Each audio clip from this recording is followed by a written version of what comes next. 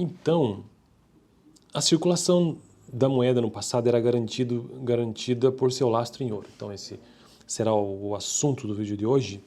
A gente vai começar, né? Talvez já finalize hoje, inclusive. Então, sobre essa questão de que a moeda ela tinha o seu lastro, ou seja, ela existia, a quantidade de moeda em circulação, ela existia, vamos supor que existisse 1000 moedas em circulação. Essas moedas, elas só existiam porque existia uma quantidade de ouro, né? Era o ouro que garantia que essas 1000 moedas tinham um valor. Isso que significa ter o lastro. Não existia mais do que 1000 moedas, porque 1000 moedas era o equivalente à quantidade de ouro. O ouro determinava a quantidade de moeda. É isso, basicamente. Mas, antes de tratar sobre isso, preciso só revisitar aqui o que eu tratei no vídeo passado, né, que são conceitos e funções da moeda. O que é a moeda? A moeda é um meio de pagamento legalmente instituído, legalmente utilizado para realizar as transações entre bens e serviços. Então a moeda é isso, é um meio de pagamento legalmente utilizado para realizar transações entre bens e serviços. E aí existem 3 funções básicas da moeda. Quais são essas 3 funções básicas da moeda? Primeiro, ela é um instrumento de troca. Por que ela é um instrumento de troca? Porque se não fosse um instrumento de troca entre eu e você aqui, ou entre você e seja quem for que você esteja negociando, o que aconteceria é simplesmente um escambo. Então, você tem interesse num produto, você dá um produto seu e pega do sujeito que você está negociando e vocês acham que aqueles dois valem a mesma coisa. Só que é difícil, né? Imagine tudo fosse a base de escambo. Então, a moeda ela tem essa primeira função, que é ser um instrumento de troca, beleza? Então, segunda função, qual que é? Ela é uma medida de valor. Ela serve como parâmetro para se apurar um valor monetário. Então, ela é uma medida de valor. Uma pequena moedinha vale R$1, por exemplo, né? Uma nota vale R$2. Então, ela é uma medida de valor. Ela é expressa porque isso facilita a negociação também. E terceira e última função é uma reserva de valor. Ou seja, reserva de valor em que sentido? Eu tenho aqui uma moeda, supondo aqui no meu bolso. Está aqui no meu bolso, ó, reservada aqui, certo? E ela continua tendo valor com o passar do tempo. Tudo bem, tem a questão da inflação, que é uma outra discussão, mas, a grosso modo, essa moeda está aqui e ela está muito bem reservada e ela continuará tendo valor. Então, essas são as 3 funções básicas da moeda. Ela como instrumento de troca, como medida de valor, ou unidade de conta, né? E como reserva de valor.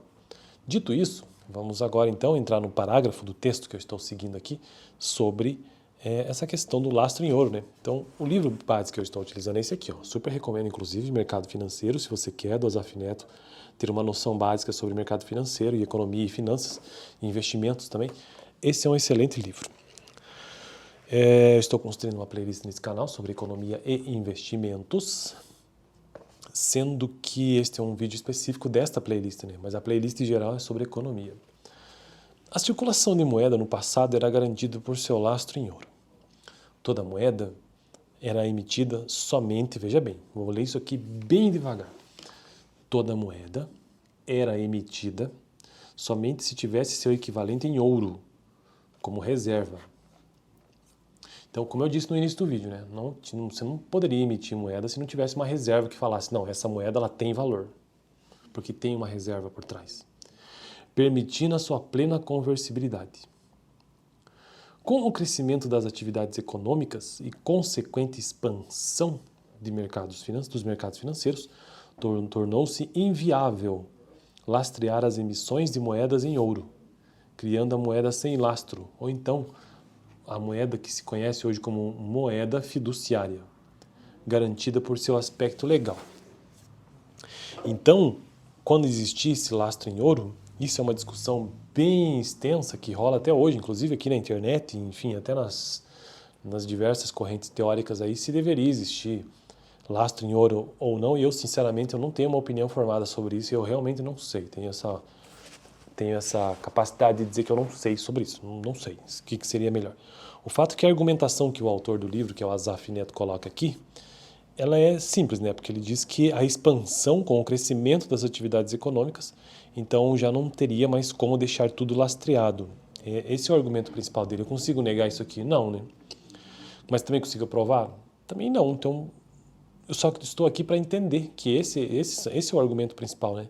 Que a coisa tornou-se tão grande, tão complexa, tão enorme, e a expansão, principalmente dos mercados financeiros, que se tornou inviável lastrear as emissões de moeda em ouro. Mas se você estiver assistindo esse vídeo, o que você acha disso? Será que esse é um argumento realmente plausível? Ou seja, tudo se tornou ainda mais complexo, então não precisa mais de lastro?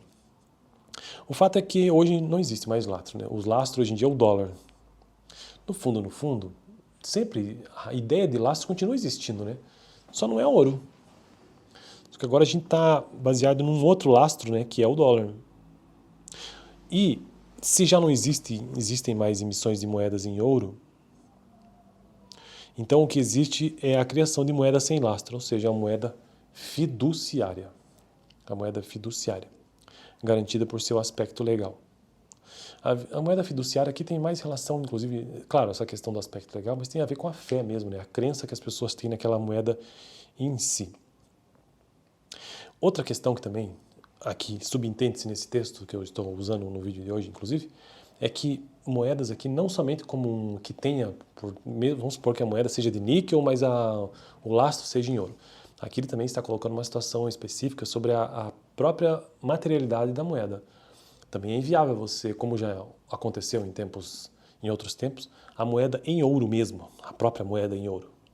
Isso já aconteceu, que é o que inclusive ele relata aqui, em outras épocas em que a própria moeda era feita de ouro.